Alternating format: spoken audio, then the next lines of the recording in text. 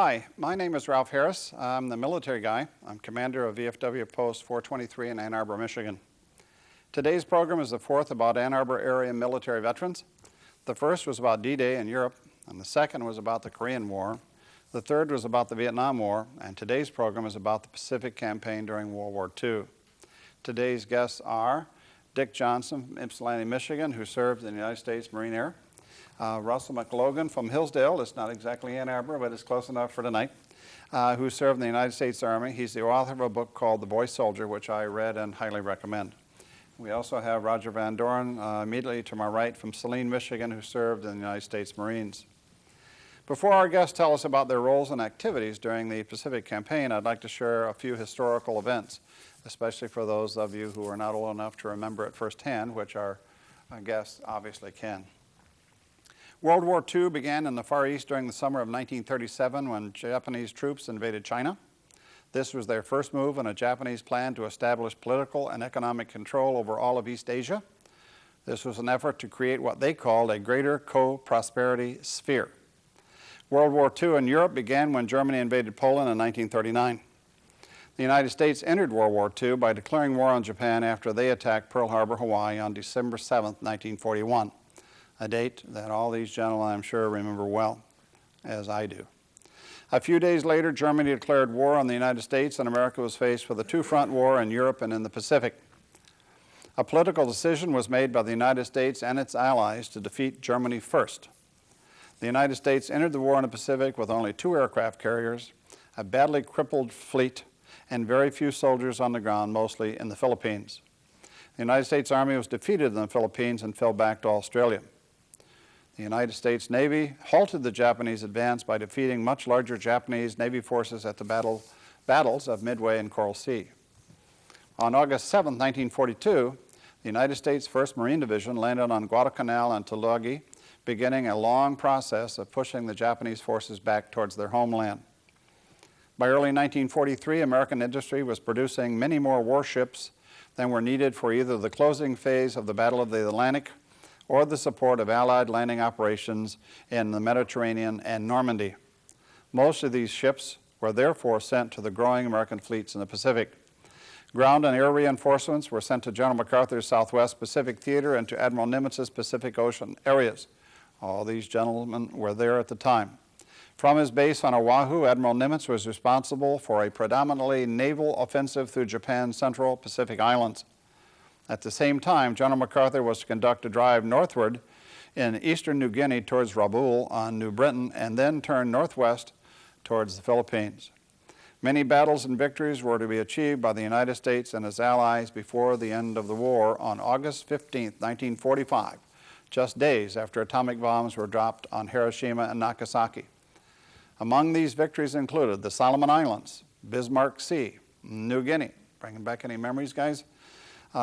Kiska in Alaska, the Gilbert Islands in 1943, including Tarawa and Macon, the Marshall Islands in 1944, including Kwajalein and Truk, the Marianas, including Guam, Saipan, and Luzon, MacArthur's return to the Philippines and the battles of the Leyte Gulf, and of course, Iwo Jima and Okinawa, which everybody, well, I shouldn't say everybody, but anybody who knows anything about World War II remembers. And now our guest stories. Gentlemen, welcome to today's show about the Pacific Campaign during World War II. Dick, how old were you when you entered the service? I was 18. 18 years old. Straight out of high school? No, I didn't go back my senior year. I went to work out the Willow Run Bomber Plant. When they opened that up, I stayed there 3 months, then I went in the Marine Corps. Serve your country. Russell, how old were you? I was also 18, but I had tried to enlist when I was 17, and when I graduated from high school, I was still 17, but I went to college for a half year and I was drafted. You looked too young to get in? Looked like I was 16. I know, that happened to me on the Korean thing. I've had that problem all my life. Yeah, they laughed me out of the office. How about you, Roger? How old were you? 17. 17, so think about this. Well, we got 18, 18, and 17, right? Mm-hmm. Turned 18 in boot camp. Cool. And Dick, what was your rank when the war ended? Pardon? What was your rank when your war ended? Corporal. Corporal? Yes. How about you, Russell? I was a PFC. Okay. And How about you, Russell? was a corporal. Roger, okay. Corporal. And how long were you in the Pacific, Dick? Year and a half. Okay, from what, 44 to 45? June 43 to December 44. Okay. And how about you, Russell? I was from February 45 until September of 46. And that's in your book. And how about you, Roger? I was 2 years overseas. Okay. Dick, what were your job or duties in the when you were in the service? Well, my main job was refueling all the airplanes that came into Bougainville. Now, Bougainville was in the Philippines. No, Solomon Islands. Solomon Islands, I'm sorry about that. Henderson Field was in the Philippines. No, that was in Guadalcanal. I get them all confused. Yeah, well, I'm a young buck. Okay. It was Piva and yoke strips on Bougainville. That was an important job because if you didn't fuel those guys, they couldn't go up and help the soldiers on the ground, right? Besides, they were dropping bombs and shelling all around us. Yeah. How about you, Russell? What were My your- MOS was 745, which is rifleman in the Army, and I was first scout in the first squad of the 1st Platoon of Company K, 63rd Infantry Regiment. And you got a combat infantry badge somewhere. Oh, yeah. All right. I was Congratulations. 67 days in combat. Congratulations. Roger?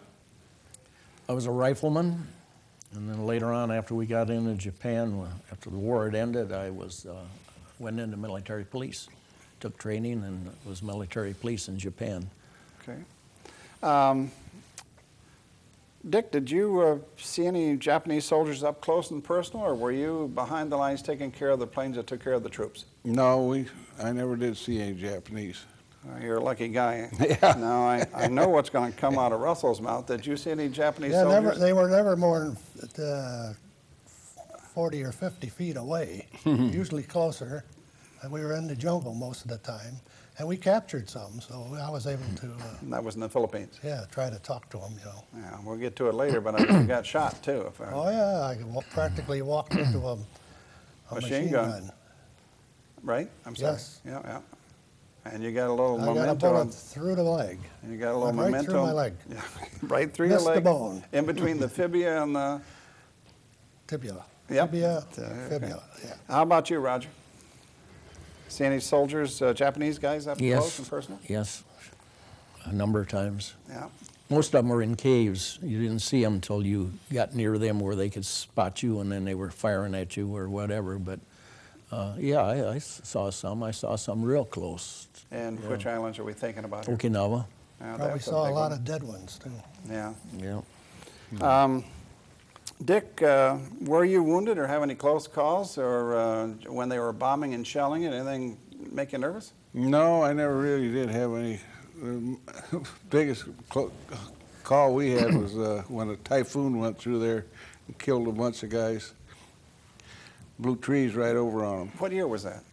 44. I remember, that was a big deal. That storm took out more ships than the Japanese did for a while, didn't it? Okay. Yeah. I think I remember reading that. Now, Russell, I know you were wounded. Want to tell us about it? Well, I was shot with a Japanese machine gun, a heavy, and I was carried out of the jungle. I was in several hospitals on the island of Luzon, and then I was flown to Leyte. I spent 89 days total, but they repaired my leg and they sent me back to duty, and the war ended. I had to serve another year in the Army of Occupation. And if you'd hit 90 days, you'd have come home. You missed it by one My day. captain told me I had $1 million wound. He says, "You'll be going home, kid." Didn't he quite was work. wrong. Captains No, sometimes don't know what That's to too bad. say. Roger, how about you? Were you wounded or have any close calls? I had a lot of close calls too, but we landed, we made a second amphibious landing below Naha partway through the campaign. The landing craft got hung up on a coral reef. We had to wade ashore about 50 yards. They couldn't go ahead, they couldn't back up till the Marines had to go over the side. And needless to say, coral. It was because of coral. Sharp. And I ended up by cutting my knee very badly. Most people know that that coral is like razors. If you get cut by it, you can almost figure that you're going to get an infection because it's bad news. And we we came around on a peninsula down below Naha, which is the capital of Okinawa there, and it took 10 days to secure it. On the last day, my knee gave out, and I rolled down a hill and tumbled over a stone fence about 6 foot high. I had to have help getting up. It gave out my knee. It was so infected, and got up there at the top of the hill there and got a corpsman. Wow. And cleaned it all up. It was all infected and everything and bad. And anyway, they helped me, and he cleaned it all up and poured sulfur powder all over it, wrapped it all up, and they pulled us off for 3 days, and by golly, I was able to go back in combat. Boy, was I happy. Now they had, I know they had, not morphine, penicillin in Europe. Did you have penicillin? I assume you had penicillin in the Pacific. I guess if they Yeah, did, I had penicillin in the hospital. I- The early version of it, they shot it into you every 3 hours. Yeah. I had a similar thing with my right eye, and it was every 4 hours, but it was great stuff because it helped you It was out. a new miracle drug at that Yes, time. sir. Now, Dick, what were your feelings or emotions during dangerous situations when you were being shelled or bombed by the Japanese? What did you feel? Or did you feel anything, or were you just scared? Well, you just headed for a foxhole real fast until it was all over with. You're too busy to be scared. Yeah, that's about it, too. Yeah. And a lot of times after it was all over, you sit there and laugh. Really? Well, Yeah. I believe it. Yeah. I wasn't there, but I believe it. Yeah, you're thinking, well, you made another one. And not looking forward to the next one. Yeah. How about you, Russell? What were your feelings or Well, emotions? my first combat was on the Shimbu line east of Manila. It was in the mountains, wasn't it, in the In the Philippines? mountains, and the Japanese would shell us regularly, or at rather irregular times. The feeling was terror at first, you know. My whole body would shake. I could feel my heart beating. Mhm. But then after it was over with, people would crawl out of their foxholes and life would go on. You know, basically most of the time up there I was bored because it was long periods and nothing happened. Yeah. But when they shelled you, you got your attention right away. You know. Yeah, if I remember rightly, the Manila fell and the Japanese retreated back to this Yeah, line. they went up to the mountains and dug in a Made lot of life caves, miserable. and it was pretty hard rooting them out. And if you want to know more about that, they ought to read your book called. Boy soldier, There you coming go. of age during World War II. How about you, Roger? What were your feelings and emotions during dangerous situations? Did you have any, or were you scared, or did you try to get it over with, or? Well, I think it's in the back of your mind all the time, and like first man there said, Dick. Gentleman Dick, that you really haven't got much time to think about it, and when you do get a little rest, you're all you can think about is getting some sleep if you can, and those foxholes are the worst places you can imagine. Water? Mm-hmm. Bugs? Yeah, we had well, it They're had not too comfortable. Land crabs? they had a lot of water, a lot of mud. Yeah. And there's be times when you'd roll up in a blanket and a poncho and lay there, and you were laying in water at times, you know, and you were cold at night and everything, and miserable. And this idea about having a foxhole buddy doesn't last long, because it isn't very long and you've lost him. You rather have Dorothy Lamour there? Oh yeah, either something. Either they pick him to go to another foxhole because somewhere along somebody got hit or something. So it's nothing worse than being all by yourself at night in a foxhole, because they know you're out there and they're waiting for you to make a mistake, and they can crawl up and do you in, which some of them did. So, but that foxhole stuff was bad. They were good about that, crawling up in the middle of the night stuff and kill people and I have a go story. back in and you what? I have a story if you allow me to tell Do it. Okay, just a matter of about a couple of 100 yards from where I was. I was in George Company, 2nd Battalion, 4th Marines, and I found out the next day that a Japanese jumped in foxhole, cut the throat of a guy, then went into another one, cut that one. And when he jumped into the other one, whether it was the same one, I'm not really sure, but anyway, this guy was pretty good size, and he grabbed him and he strangled him. In the process of strangling him, he got his thumb bit, but he killed him. He killed the Jap. Yeah. Then a little while later, we were on a recon, going, and anyway, we were walking. I was on point, and here's this high grass, cane or the elephant grass. I walked right by a Jap officer that was squatted down. I didn't see him. And he didn't want a lowly private like me. He was looking for that major back there. So in just a little bit of time there, walking by, pretty soon I heard this, kill the SOB, and all that. And it's the same guy. He's got a radio, and he's with Major Carney. And anyway, he strangled. He's got him right up in the air, this Jap. This officer had raised up with a Nambu pistol. The Nambu pistol malfunctioned. It wouldn't fire. So he reached over and he grabbed him, and like I said, he was holding him like this, strangling him. And he still had that bandage on his thumb where he got bit from those other two deals, Yeah. So anyway, my squad leader, he had a carbine, so he reached over there and, emptied it into him, and he took the Nambu pistol home, and he had it on the wall when I went to see him one time. But Wow. Did anyway, you? I never saw that Jap officer. He was squatted down, but he wasn't waiting for me. He was waiting for that major back there. Well, most of them weren't that tall, were they? They weren't. They weren't very big, no. Yeah. Did you get malaria? We're talking about jungle and fever and. I got something after I got into Japan, and I thought it was malaria, and they said something about cat fever, but I know I was awful sick. I was in a naval hospital in Yokosuka for 3 days and nights. How about you, Russell? Did you get Everybody malaria? in my company got malaria. Everybody, I was yeah. hospitalized for it in Korea, and I drew compensation for it for 3 years. My stepfather was in the Pacific, and he had malaria. How about you? I had malaria too. Yeah, just about everybody. Not had- enough to hospitalize me, but just enough to give me heavy fevers, cold, sweat. But, I feel like it Just- just collapse at times. yeah, I just kept taking Arbor, and finally it went away. No, I got it. Now, Dick, how about Roger was telling us about a particular event that was very memorable for him. How about you? Did you have anything happen to you that was really memorable, something you'll never forget because of horror or good or bad or whatever? No, everything just seemed to go along day after day. How about R&R to Australia? We didn't have no R&R.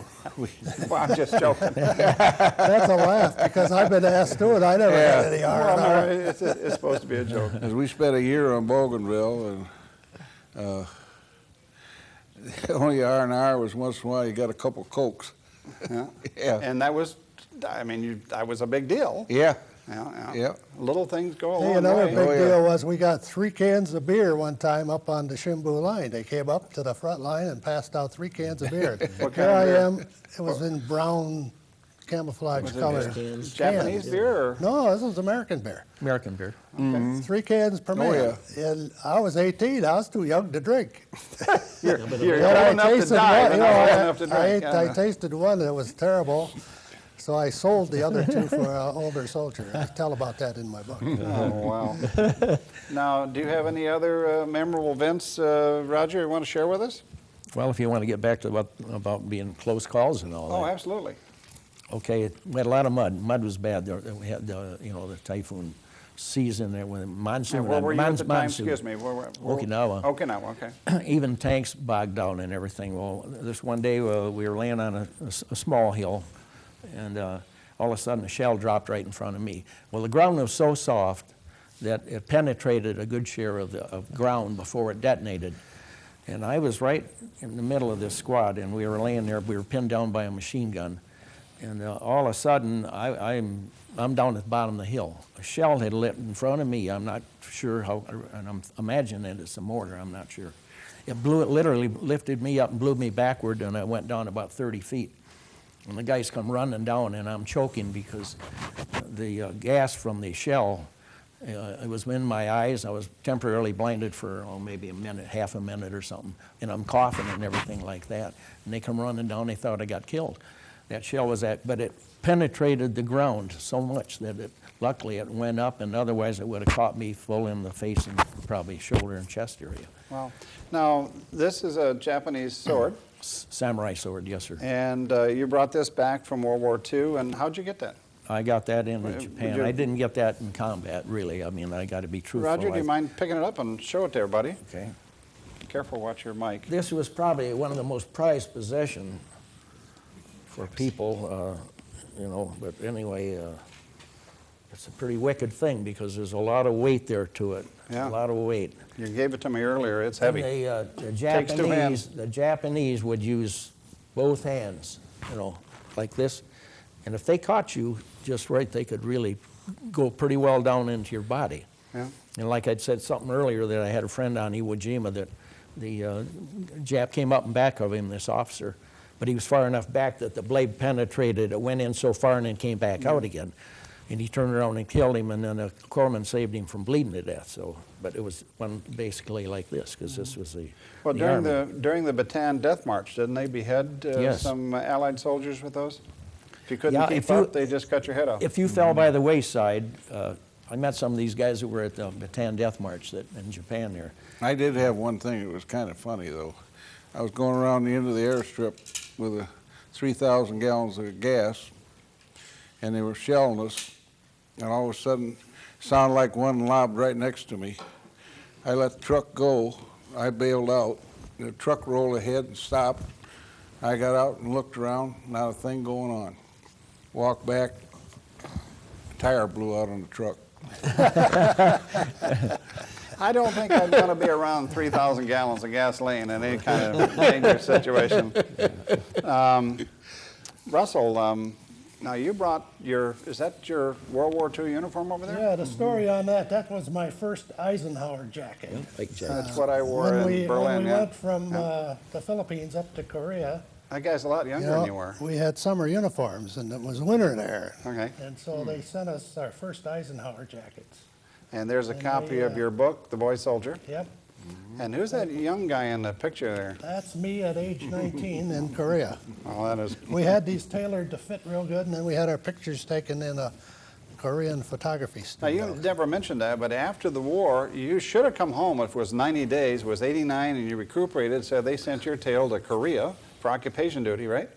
That's And then right. at some point, they sent you to Japan. No, I never went to Japan. I Never spent Japan. spent So all when my did you come home? I came home in September of '46, and I had 53 days of accumulated leave, so my discharge says November 2nd. When I talk to students in school, they're, I'm a substitute teacher, they're sort of shocked. They say, you mean you didn't come back after the war? No, it took time to bring all these people back. I mean, there was 15 million people. Right. You just don't, everybody get on a 747 and fly over. It's hard. See, the Army discharged a lot of fathers and long service soldiers. Some You'd of them have been in points, pre right? Pearl Harbor. They said you 18-year-olds have to serve 2 years. So basically, my service was a year during the war and a year afterwards. I know that the paratroopers in Europe complained because they couldn't get points because they would fly, parachute in and do their fighting and then go back to England and parachute in. And so they remember the Band of Brothers thing that was going on. Now, Dick, when did you come home? What month, what year? I got back to the States Christmas of '44 and spent 9 months down at Cherry Point, North Carolina, and the war ended there. North Carolina? North where- Carolina. North Carolina, that's where my family's from. That's how come I say North Carolina. Yeah, Yeah, and West by God, Virginia is where I was born. And not Morehead that City. You probably don't care, but I know the area. It's gorgeous. And you already said you came back in '46, right, Russ? Yep. And what year did you come back, Dick? What month and whatever? Oh, I came back around July of '47. 47. I got out a bit early because I had 2 years overseas, and then they were sending guys home in droves, and then finally they wanted to get the Marine Corps down to 100,000 men. So I hadn't been home for 2 years. I had 2 years overseas, so But you didn't re-up or? no. It just took you that long. You're the longest of it I've ever heard of being overseas before they came home. 47, for God's sake, that's 2 years. oh yeah. Yeah, wow. Well, I was drafted, and that was at the convenience of the government. And they said the duration of the emergency plus 6 months. Well, the emergency went on beyond the surrender of the Japanese. A little different from About a today's year, Army, yes. right? Yes. Yeah, I've been in here 12 months. I want to go home. Not a political statement, but geez, Did you guys have an exit strategy in World War II? I don't think so. It was called victory. Okay. Today, Yeah, we're always talking about exit strategies. I was a soldier. I took orders. I You didn't took have orders anything to do when with you the won, the war strategy was or over, the and tactics. you came home. All right, good. Yeah, but you were still under the obligation of the government, and I'll tell you what, you did what they said. Yes, sir. You didn't complain. No, That's I a soldier's enjoyed job to take orders, Yeah. I, Well, we're especially a private. we're coming down to the end of the show here, and any last things that that you'd like to speak about, Dick? Well, our planes from Bougainville, their major objective was bombing Rabaul. It was one of Jap's big bases. And then we were sending B-24s all the way to Truk Island, just outside Japan. Was that near Iron Bottom Sound, Truk, or is that? What's that? Do I have the right area, Truk? Iron Bottom Sound, or was that down Truk in the Philippines? is like Pearl Harbor to us, just outside Japan. Okay. And we were sending B-24s all the way up there to bomb them. Yeah, I got the They wrong could only area. carry half a bomb load of bombs. The other 1,000, they had 1,000 gallons of gas in the bomb bay. Wow. How about you, Russell? Any last things that you want to share with us, or? Well, I'd like to say that I'll be at the Ann Arbor Book Festival this Saturday. Anybody that wants to buy my book, come to booth Will you autograph 52. a book? I'll autograph it. I'll inscribe I've got mine them. right here, and I read it, so you better autograph it when we I'll get down there. inscribe it for you. Well, thank you very much. And how about you, young man? Well, after I got into Japan, there's one little thing here that they were sending people home in droves. You know, I mean, people that had been there overseas for a long period of time and blah, blah, you know, all that stuff.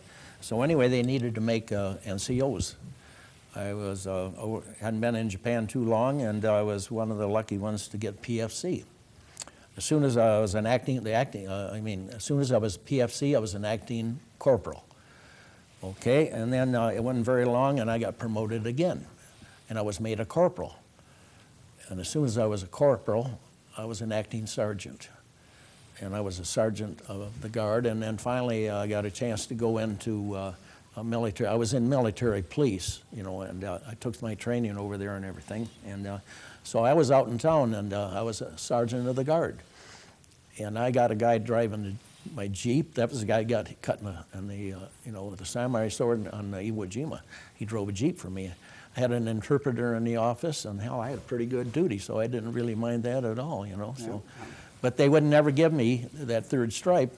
But by the time I was getting ready to come home, here comes the major, or I mean the colonel. Anyway, he says, I know I'm going No, too long. I don't want to cut you off, Okay. but we've run out of time. And I know Okay. you guys don't want to be called heroes, but on behalf of the citizens of Ann Arbor, well, you know, all the guys, you know, I've done 3 or 4 shows here, and everybody laughs. But it's true. You're heroes. Thank God you were there. We won World War II, and we're not speaking Japanese or German. So I'd like to say thank you to the people of Ann Arbor, and hope to see you soon. I'm Ralph Harris, the military guy. Goodbye.